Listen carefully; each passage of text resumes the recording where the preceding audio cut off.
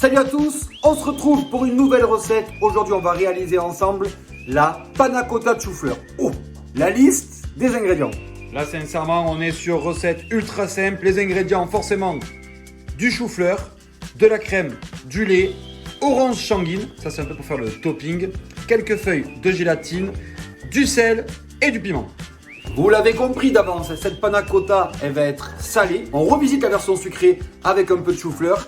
Et on termine avec quelques suprêmes d'orange sanguine pour amener l'acidité. Première étape, la cuisson du chou-fleur. Dans la première étape, je prends une casserole, je vais mélanger le lait, la crème, le sel, le piment et je porte ce mélange à ébullition. Je passe maintenant à la taille du chou-fleur. Pour notre chou-fleur, on enlève les premières feuilles. On va couper la base du chou-fleur et ensuite, à l'aide d'un tout petit couteau, on va couper des sommités de chou-fleur, des petites. Ça va cuire encore plus vite.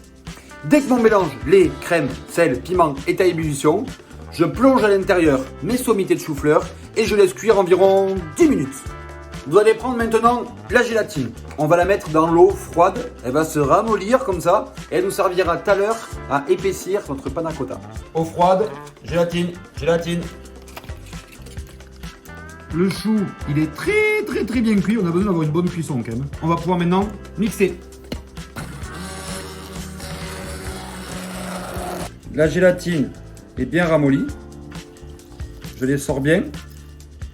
Et ensuite, je vais venir la mettre dans ma préparation chaude. Et je viens bien fouetter pour que ma gélatine s'intègre bien dans la préparation. J'ai plus que maintenant à mouler cette préparation dans des petits bols, dans des petites verrines, comme vous voulez.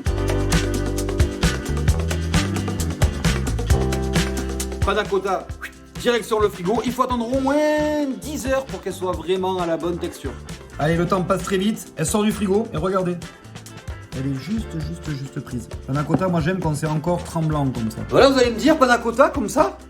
Et non, on va réaliser l'espèce de topping, ce qu'on met par-dessus.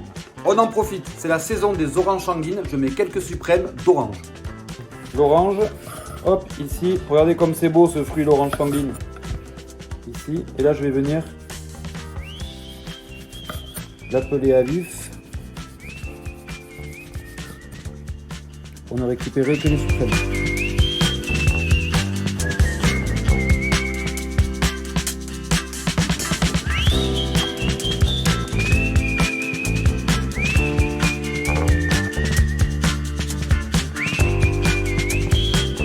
Et on va récupérer des suprêmes. Je passe entre les deux membranes. Regardez, et hop là.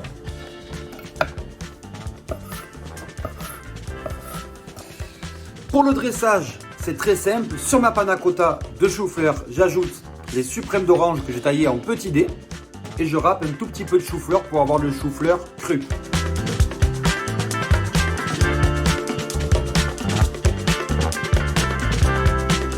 Je termine la préparation juste avec un peu de piment d'Espelette pour amener du piquant. La dégustation. Oh là là! Ça c'est beau, hein? Ça. Franchement, ça en entrée, c'est le top. On se retrouve une prochaine fois pour une prochaine recette. Ciao les copains!